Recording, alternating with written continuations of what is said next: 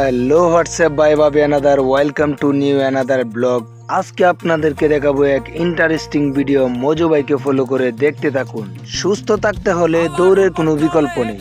শুরুটা মজার চলে হলেও আজকে বাংলাদেশের গর্ব। বলছিলাম কিশোরগঞ্জের কটিয়াদি উপজেলার মশুয়া ইউনিয়নের বর্গীচর এলাকার সাবেক সেনা সদস্য আনোয়ারুল হক মানিক মিয়ার একমাত্র ছেলে উমর ফারুকের কথা, যার ইতিহাস বলতে গেলে শেষ হবে না।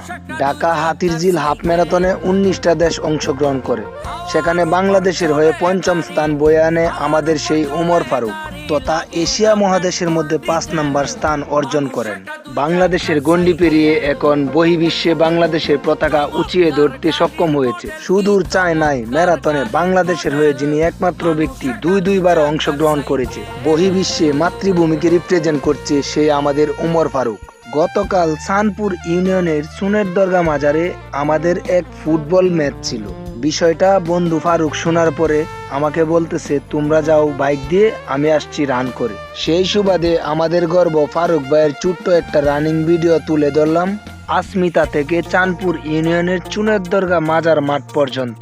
আসলে ফারুক ভাইয়ের সাথে আমি এই প্রথম রানিং এ বের হয়েছি। চলার পথে মানুষের যে বাহবা, যে সম্মান ফারুক ভাইকে মানুষ দেখিয়েছে, দেখে আমি অবাক। এক জীবনে এর থেকে বড় প্রাপ্তি আর কি হতে পারে? মানুষের ভালোবাসা পাওয়া।